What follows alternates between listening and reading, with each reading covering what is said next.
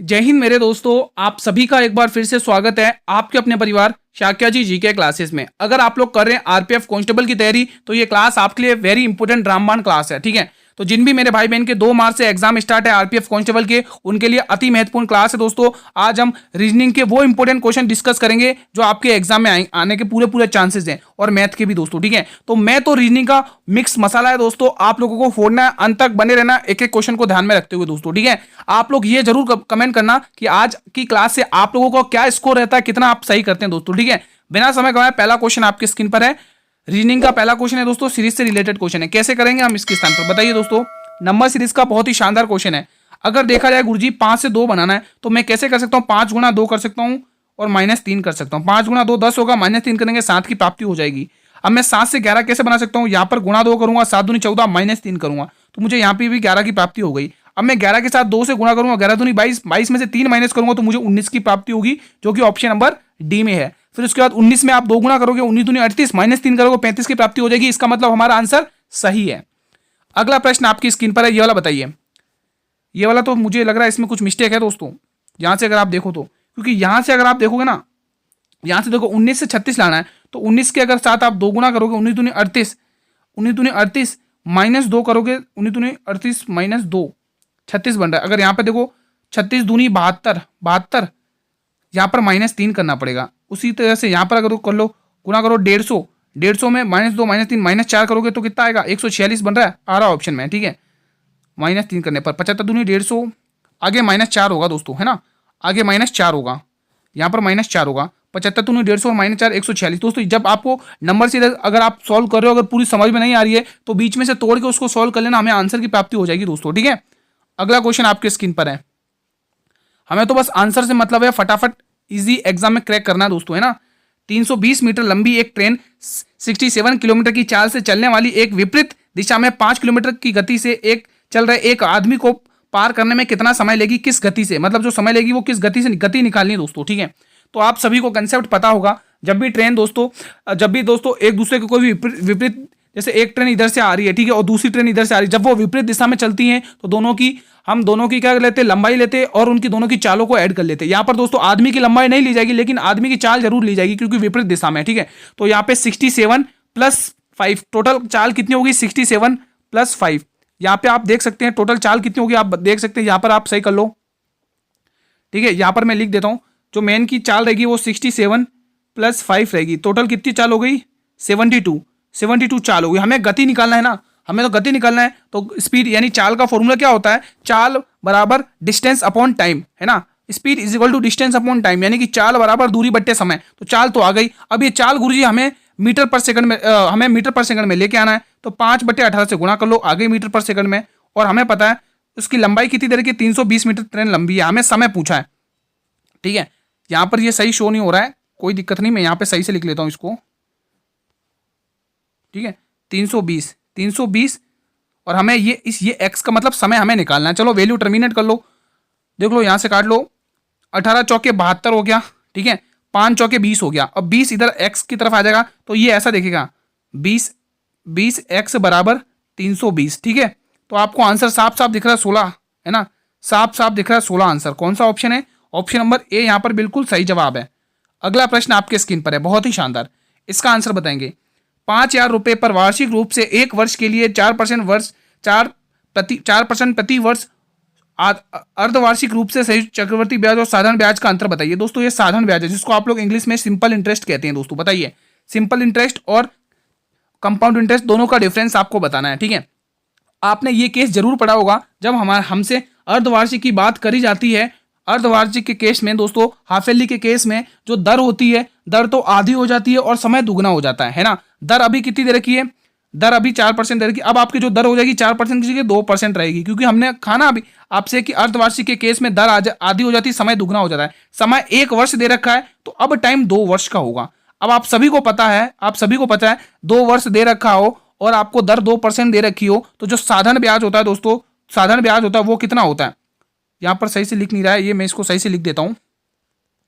यहां पर इस टाइम को मैं थोड़ा सा नीचे लिख लेता हूं, क्योंकि यहां पर ये पेन चल नहीं रहा है ना, तो मैं एक काम करता हूं, समय को यहां लिख लेता हूं। तो समय आपका 2 वर्ष का हो जाएगा, समय आपका 2 ईयर का हो जाएगा, 2 ईयर। ठीक है, अब आपको पता है 2 साल का 2% की दर पे सिंपल इंटरेस्ट क्या होता है, एसआई कितना होता है, 2 दूनी 4, यानी 4% तो आपका एसआई निकल जाएगा, और जो सीआई निकलेगा वो निकलेगा, इफेक्टिव से बात कर रहा हूं दोस्तों मैं, इफेक्टिव से 4.04%, ठीक है, 0.4%। इनका अंतर कितना आ रहा है, इनका अंतर आ रहा है 0.4% का अंतर आ रहा है, ठीक है। अब आपका जो मूलधन दे रखा है दोस्तों वो 5,000 रुपये दे रखा है, 5,000 रुपये का आपको 0.4% निकालना है, 0.4% निकालना है दोस्तों, बस ये क्वेश्चन आपको सॉल्व करना है, 0.4% निकालना है। 2 जीरो से आप 2 जीरो हटाओगे दोस्तों, देख लो है ना, कहीं मिस्टेक तो नहीं हुई, 0.4, 0.4, ठीक है, एक बार और चेक कर लेते हैं अपन। हाँ, ये परसेंटेज हटेगा दोस्तों, यहाँ से ये परसेंटेज हटाएगा, ठीक है। इस परसेंट के दो साइन से, इस परसेंट के दो साइन से ये परसेंट गया, ये 2 जीरो यहाँ से गए, 50 से कम 50, 50 दूनी 100, यहाँ पर एक जीरो लगा था, 50 दूनी 100 और 2 दूनी 4, यानी कि 2.04 रुपये आ रहा है, 2.04 रुपये ऑप्शन नंबर बी में है। अगला प्रश्न आपके स्क्रीन पर, बताइए, बहुत ही शानदार लॉजिक के साथ कंसेप्ट है ये, बताइए कैसे सॉल्व करेंगे। एनालॉजी का क्वेश्चन है, बहुत ही प्यारा सा क्वेश्चन है, बताएंगे आप लोग इसका आंसर क्या होगा, कैसे बना सकते हैं आप इस क्वेश्चन को, बताइए, लगाइए दिमाग दोस्तों। अगर हमें 98 का और 7 से संबंध बता रखा है, 162 का 9 से संबंध बता रखा है, उसी तरह से 242 का किसके साथ संबंध बैठेगा, ठीक है।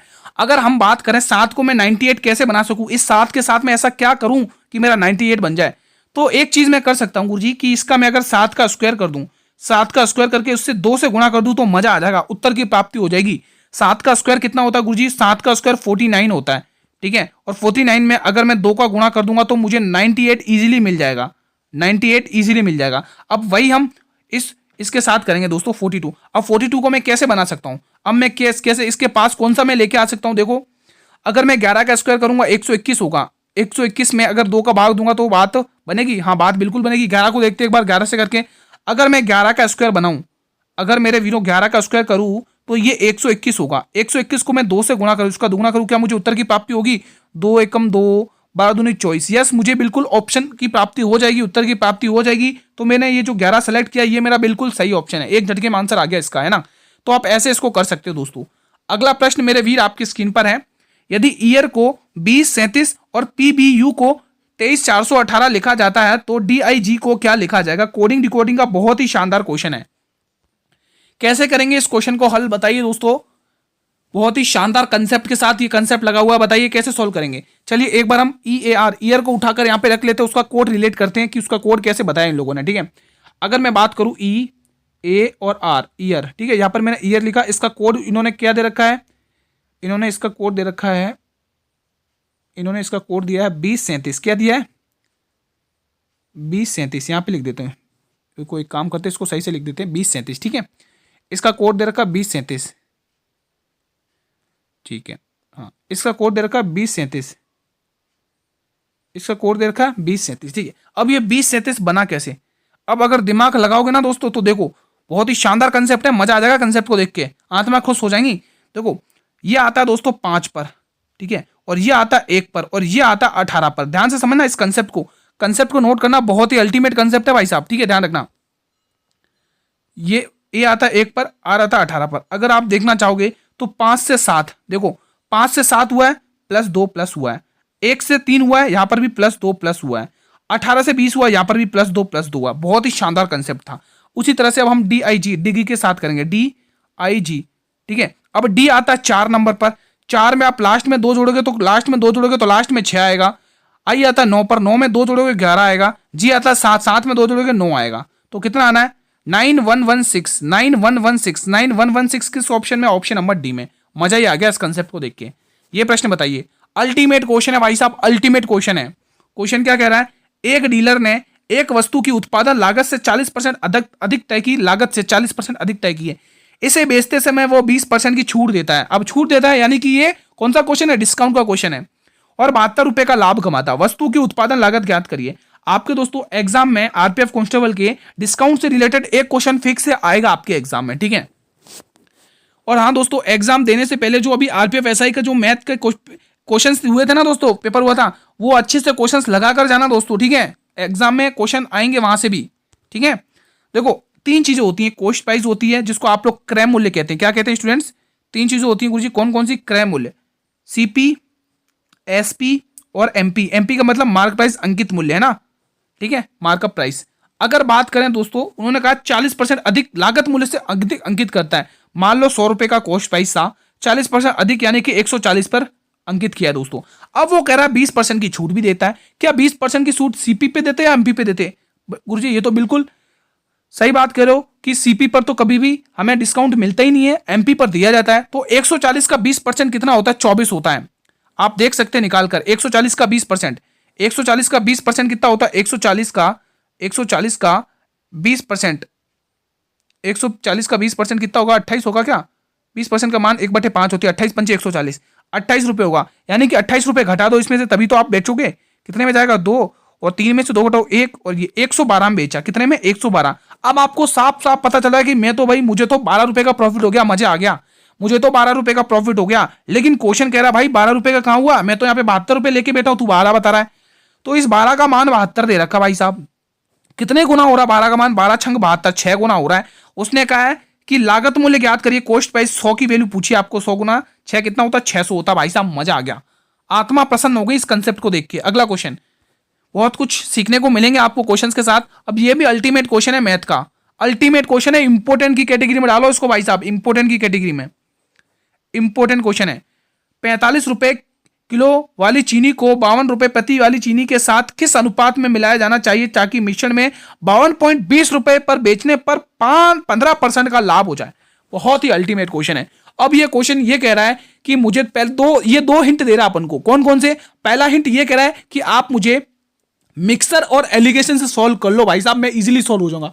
और दूसरा ये कह रहा है मैंने एक लाइन छुपा रखी है, वो ढूंढ लो और मैं आंसर सॉल्व हो जाऊंगा। तो इसने वो कौन सी लाइन छुपा रखी है भाई, हम भी तो देखें। हाँ, ये वाली लाइन इसने छुपा रखी है, यहां से देखो।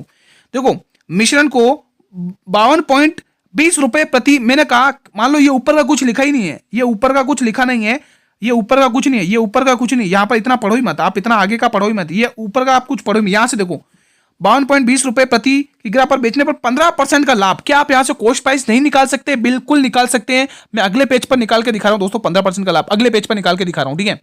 देखो, सीपी होती है अपने पास, दो चीज होती है, सीपी और एसपी, ठीक है। ये सीपी है और ये अपने पास एसपी है। 15% का लाभ, यहाँ पे 15% की फ्रैक्शन वैल्यू क्या होती है दोस्तों? 3/20 होती है। कितनी होती है? 3/20, यानी 20 रुपए के सामान पर 3 रुपए का प्रॉफिट, यानी 23 पर बेचा गया। लेकिन वो कह रहा है कितने पर? 52.20 पर बेचा हुआ है। तो इस 23 का मान 52.20 दे रखा है।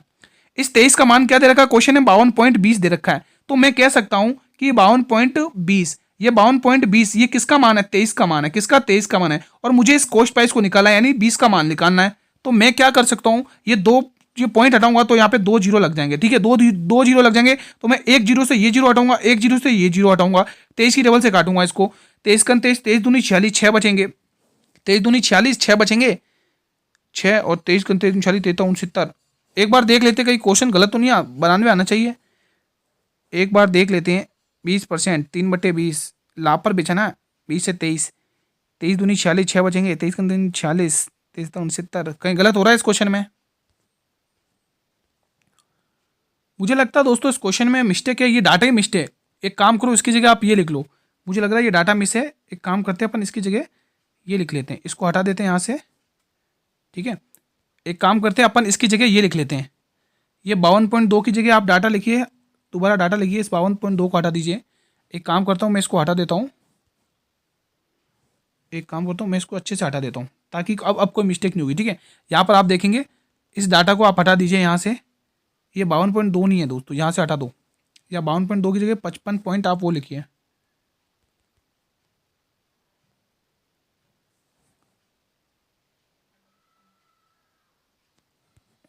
ठीक है। हाँ, इस 55 पॉइंट को हटा दो, यहाँ से 55.2 को हटा दो, 55.20 लिखिए आप। 52.2 को हटा के 55.20 लिखिए यहाँ पे, अब सही होगा आपसे क्वेश्चन, ठीक है। यहाँ पर आप क्या लिखेंगे? 55.20, ठीक है। अब क्वेश्चन को सोल्व करते हैं, ठीक है। उसको 15% के लाभ पर बेचा गया। अब क्वेश्चन को सोल्व करते हैं। तो इस 23 की वैल्यू 55.20 दे रखी है, किसकी? इस 23 का मान, और हमें इस 20 का मान फाइंड करना है, ठीक है। वो दोस्तों क्या मिस प्रिंट हो गया था इसमें, इस वजह से मिस्टेक होगी, बाकी कोई दिक्कत नहीं है, ठीक है। अब देखिए दोस्तों, यहाँ से ये 2 पॉइंट हटेंगे तो 2 जीरो आएंगे, ठीक है। अब 2 जीरो आ गए तो 1 जीरो गया, 1 जीरो से ये जीरो गया। अब 23 की टेबल से इसको काट लो, 23 दूनी 46, 4 5 9, 23 चौके 92 और 24 दूनी 48। तो टोटल आपको 48 रुपये मिल गया कॉस्ट प्राइस, ठीक है। 48 रुपये मिल गया। अब यहाँ पर आप क्या लिखेंगे, मिश्रण एलिगेशन लगे 48 रुपये था, पहले को आप कितने पे 45 रुपये पर बेच रहे हो और दूसरे को 52 रुपये पर बेच रहे हो, तो यहाँ पर 4 का प्रॉफिट हो रहा है और यहाँ पर 3 का प्रॉफिट हो रहा है। तो हमारा जो आंसर आएगा ऑप्शन नंबर सी आएगा दोस्तों, ठीक है, ऑप्शन नंबर सी आएगा। बस इतना सा चेंज था इसमें, थोड़ा सा वो टाइपराइटर की मिस्टेक थी बस, और कोई दिक्कत नहीं है। ये क्वेश्चन बताइए, 3 किसी तरीके से समान है और एक समूह बनाते हैं, इनमें से कौन सा अलग है? 3 किसी न किसी प्रकार से समान है। अगर देखा जाए x आता है आपके कितने नंबर पे आता है, 24 पे आता है ना, और z 26 पे आता है, +2 हुआ है, यहाँ पर +2 हुआ है, +2 हुआ है दोस्तों, फर्स्ट वाले में +2 हुआ, और यहाँ पर देखो u आता है 21 पे, w आता है 23 पे, यहाँ पर भी +2 हुआ है, ठीक है। j आता है 10 पर, f 6 पे आता है, तो यहाँ पे 10 और 6 यानी कि -4 हुआ है, 10 और 6 आ रहा है, यहाँ पे -4 हो गया भाई साहब, यहाँ पर -4 हो गया, ठीक है, यहाँ पर -4 हो, क्योंकि वो 10 पे आता है, 6 पे -4, और p आता है 16 पर, और आता है यहाँ पर +2, तो आप खुद बता सकते हैं अलग कौन जा रहा है, ये वाला सी ऑप्शन जा रहा है, ठीक है। चलिए ये प्रश्न बताएंगे आप लोग, बहुत ही शानदार। ये कैसे करेंगे, ये बहुत ही इंपॉर्टेंट सीरीज का कॉन्सेप्ट है, बताइए कैसे कर सकते हैं अपन इसको क्वेश्चन को सॉल्व। अगर देखा जाए गुरुजी 18 पे आता है r, और 22 आता है v पे आता है, v कितने पे आता है 21 पे, u आता है v 22 पर आता है, यानी +4 हो रहा है, ठीक है, +4 यहाँ पर भी देखने को मिल रहा है, +4 यहाँ पर भी, +4 यहाँ पर भी, और +4 आपको आगे भी देखने को मिलेगा, यानी आंसर 8 से स्टार्ट होगा। तो 2 ऑप्शन तो मैंने यूं ही तोड़ दिए, ठीक है। अगर 20 टी जो है वो 20 पर आता है और z आता है 26 पर, +6 यहाँ पर भी, +6 यहाँ पर भी, +6 आगे भी +6 आएगा, 12 और 6 18, 18 पर क्या आता है, r आता है। ऐसे तो 2 ऑप्शन दिख रहे हैं, चलिए आगे और सॉल्व करते हैं। m 13 पर आता है, x कितने पे आता है दोस्तों, x आता है 24 पर, 13 से 24 यानी 11 प्लस हुआ है, ठीक है, 11 प्लस हुआ है। उसी तरह से यहाँ पर भी 11 प्लस हो रहा है, यहाँ पर भी 11 प्लस हो रहा है, आई 9 पे आता है, ठीक है, 9 और 20 यहाँ पर भी 11 प्लस हो रहा है, 20 में भी 11 प्लस करेंगे, 20 में 11 प्लस करेंगे कितना आएगा, कितना आ रहा है, 31 आ रहा है, यानी कि 26 में से 31 घटाएंगे 5 आएगा, और 5 पे क्या आता है, ई आता है। तो इस प्रकार जो हमारा आंसर होगा वो ऑप्शन नंबर कौन सा होगा, ए होगा दोस्तों, ठीक है। कोई ज्यादा टफ क्वेश्चन नहीं था, खाली डिफरेंस प्लस घटाना जोड़ना था बस, और कुछ नहीं, ठीक है। कथन और निष्कर्ष का बहुत ही शानदार क्वेश्चन है, अल्टीमेट क्वेश्चन है। क्वेश्चन क्या कह रहा है पहले ध्यान से पढ़ेंगे। कथन आपको कह रहा है कि कुछ जूते सफेद हैं, चलो भाई ये जूते को मैं जे से डिनोट कर रहा हूं, ये जूते हैं, ठीक है, इस जूते का कुछ हिस्सा सफेद है, इसका कुछ हिस्सा सफेद है, ये सफेद को मैं ऐसे डिनोट कर रहा हूं। अब वो कह रहा है सारे सफेद नीले हैं, ये जो सारे के सारे सफेद है ना, ये सारे के सारे किस में आ रहे हैं, नीले के अंदर आ रहे हैं, नीले के अंदर। अब हम पढ़ेंगे निष्कर्ष। वो कह रहा है सब जूते नीले हैं क्या, देखो जूते ये रहा और नीले ये रहा, देखो सब तो नीले हो नहीं सकते, कुछ जरूर, अगर वो कुछ कहता तो सही होता, लेकिन वो सारे के सारे की बात कर रहा है तो वो गलत है, ठीक है।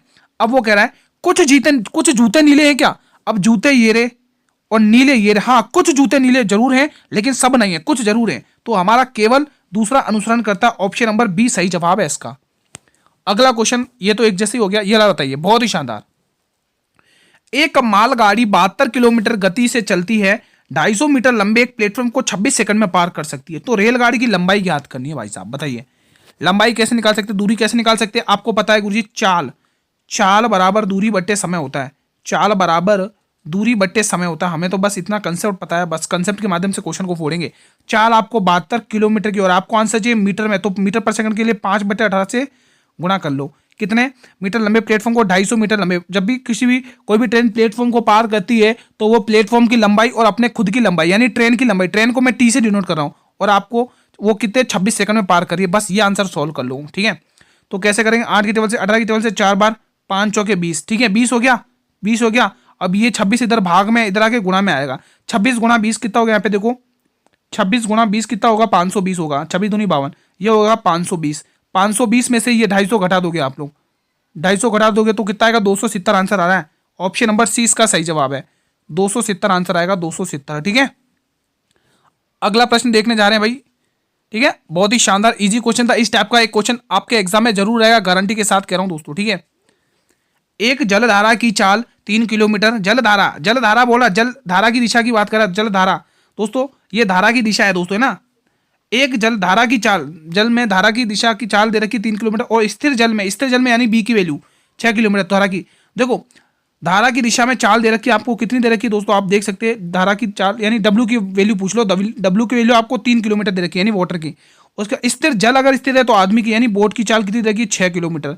उसने क्या कहा, यदि धारा की दिशा में यानी कि B minus W, B plus W होगा ना, मैं कहाँ बी माइनस डब्ल्यू करूँ, धारा की दिशा, ठीक है। धारा की दिशा में 37 किलोमीटर तैरने में आदमी द्वारा लिया गया समय ज्ञात करना है। तो आप बी प्लस डब्ल्यू की इजिली वैल्यू निकाल सकते हो, इन दोनों को जोड़कर 9, ये आ गई, ठीक है। अब उसको दूरी कितनी कवर करनी, 37 की, कितने की चाल से, 9 की चाल से, 9 की चाल से। तो आपका आंसर क्या आएगा, 9 चौक 36, 1/4, 9 चौक 36, 1/4, 1/9, यह आएगा दोस्तों 9। देखो नीचे 9 किस ऑप्शन में दिख रहा है, बी ऑप्शन में दिख रहा है, नीचे 9 तो बी ऑप्शन में दिख रहा है, ऑप्शन नंबर 20 का सही जवाब है, ठीक है। थोड़ा सा स्मार्ट अप्रोच से सॉल्व करना है ताकि आपका समय बच सके, ठीक है। फिलहाल इसका आंसर बताइए, बहुत ही शानदार ये क्वेश्चन आपकी स्क्रीन पर है, बताइए इसको कैसे करेंगे। क्वेश्चन क्या कह रहा है पहले ध्यान से पढ़ेंगे। यदि क्यू का अर्थ है जोड़ना, ठीक है, मैं यहाँ पे क्यू है, जहां पर भी क्यू दिखेगा वहां मैं क्या लगाऊंगा, जोड़ना, यानी प्लस का सिंबल लगाऊंगा। वो कह रहा है जे का अर्थ है गुणा, जहां पर भी जे दिखेगा वहां पर मैं क्या लिखूंगा, गुणा लगूंगा, ठीक है। वो कह रहा है टी का अर्थ है घटाना, तो जो टी जहां पर भी मुझे देखे वहां पर मैं घटाने का सिंबल लगाऊंगा। वो कह रहा है के का अर्थ है भाग, जहां पर भी के दिखेगा वहां पर मैं किसका सिंबल लगूंगा, भाग का सिंबल लगूंगा। अब इस क्वेश्चन को फोड़ते हैं, ठीक है। पहले तो मैं यहाँ पे एग्जैक्ट क्वेश्चन लिख लेता हूँ, ऐसे का ऐसे ही 30, ठीक है। देखो 30 दे रखा है, अब के आ रहा आगे, तो के का मतलब उसने क्या बताया, भाग है, तो हमने भाग का सिंबल लगा दिया। अब 2 लिखना है, अब वापस क्यू आ रहा है, तो क्यू की जगह मुझे प्लस लगाना है। मेरा 3 आ रहा है, 3 के बाद जे आ रहा है, जे की जगह मुझे गुणा लगाना है, ठीक है। अब 6 लिखना है, उसके बाद टी आ रहा है, टी की जगह क्या लगाना है, भाग लगा, टी की जगह माइनस लगाना है, कितना 5, बस ये क्वेश्चन सोल्व कर लो। आप सभी को पता गुरुजी ये वैल्यू 15 आ रही है, ठीक है, प्लस, और ये वैल्यू गुरुजी 18 आ रही है, और -5, तो मुझे ये पता है गुरुजी कि प्लस 18 में से 5 घटाएंगे तो 13 बचेगा। 13 में अगर हम 15 जोड़ देंगे तो 28 के समथिंग आंसर आएगा, 28, ठीक है। दोस्तों ये जरूर लिखा करो, एग्जाम में जल्दी सॉल्व हो जाएगा, आपकी गलती होने की चांसेस ही नहीं आएंगे जब आप इस टाइप से लिख लोगे। बाकी एक एक को ढूंढोगे, समय भी बर्बाद होता है और दोस्तों गलती भी हो जाती है ना। ये सवाल बताइए, बहुत ही प्यारा सा क्वेश्चन है। क्वेश्चन क्या कह रहा है पहले ध्यान से पढ़ेंगे आप लोग, ठीक है। क्वेश्चन की लैंग्वेज को समझेंगे कि एक व्यक्ति के आय एवं व्यय का अनुपात 7 और 2 है। यदि आय में 12% की वृद्धि हो जाए तो खर्च में 2% की वृद्धि होगी। बचत में आय परिवर्तन की गणना ज्ञात करिए। परिवर्तन क्या हुआ बचत के अंदर, वो ज्ञात करना आप लोगों को, ठीक है। आपने कंसेप्ट सीखा है कि गुरुजी जो खर्च, जो आय होती है, जो इनकम होती है, जो आय होती है, आय इनकम होती है, वो क्या होती है, खर्च प्लस बचत होती है। क्या होती है, खर्च प्लस बचत होती है। क्या होती है स्टूडेंट, खर्च प्लस बचत होती है, ये होता है कंसेप्ट, ठीक है। अब देखो उसने कहा एक व्यक्ति के आय एवं व्यय का अनुपात, आय और व्यय का अनुपात दे रखा, आय का अनुपात 7 दे रखा है और व्यय का अनुपात कितना दे रखा है, व्यय नहीं खर्चा का अनुपात 2 रखा है। बताओ 7 रुपए कमा रहा, 2 रुपए खर्च कर रहा है, तो बचा कितने रुपए रहा, बचा गुरुजी 5 रुपए रहा है, ठीक है। कॉमन सेंस की बात है भाई, 7 रुपए का इनकम है उसकी, 2 रुपए खर्चा करा, बचा 5 रुपए रहा है। अब क्वेश्चन क्या कह रहा है वो देखिए। अब क्वेश्चन यहां से अपना रूप बदलना चालू करता है। वो कह रहा है आय में मैं 12% की वृद्धि करूंगा, आय में मैं 12% की वृद्धि करूंगा, ठीक है भाई साहब, कर ले वृद्धि, आगे बढ़ते। और खर्च में 2% की वृद्धि करूंगा। 2% की वृद्धि होगी, कमी होगी, एक बार देखते हैं। 2% की वृद्धि करेंगे, ठीक है। तो बचत में आय परिवर्तन की निकालना है। अगर खर्च में 2% की वृद्धि करोगे और बचत में ये हो रहा तो कैसे निकालेंगे अपन, देखिए दिमाग लगाइए, इसको कैसे कर सकते हैं दोस्तों। यहां पर है ना, ये 2% की वृद्धि नहीं, यहाँ पे कमी होगी। वही मैं कहूँ कुछ थोड़ा सा लग रहा मेरे को अलग थोड़ा है ना। 2% की वृद्धि नहीं होगी भाई साहब, यहाँ वृद्धि नहीं होगी, यहाँ पर कमी होगी, यहाँ पर कमी होगी, यहाँ पर कमी है 2% की, ठीक है। 2% की यहाँ पर कमी है, ठीक है। तो यहाँ पर आय में तो 12% की वृद्धि कर दी, 2% की कमी कर दी इसने खर्चे में, ठीक है। अब वो बोल रहा है इस ए का मान बताइए, 5A का। चलो इसको सॉल्व कर लो।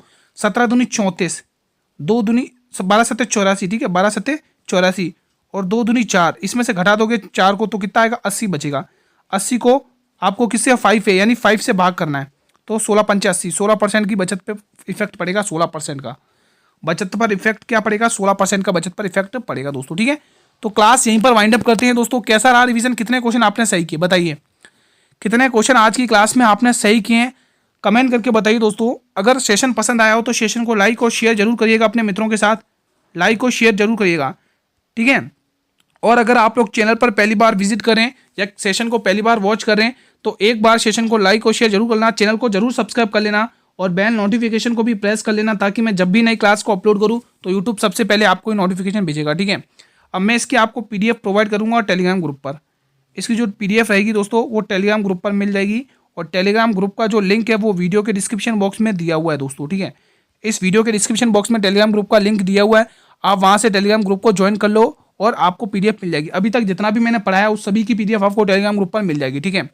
जो क्लास टाइम रहता है दोस्तों वो डेली 8 PM रहता है, डेली 8 PM क्लास अपलोड हो जाती है 8 बजे। आप लोग डेली बेसिस पर रिवीजन करेंगे, ठीक है। तो जिन भी भाई बहन के 2 मार्च से एग्जाम है भाई ध्यान रखना, आपको डेली क्लास अटेंड करनी है और डेली रिवीजन करना है दोस्तों। रिवीजन बिल्कुल बराबर करना है। कल इसी टाइम पर मिलेंगे, तब तक मेरे वीरो जय हिंद, जय भारत, धन्यवाद दोस्तों।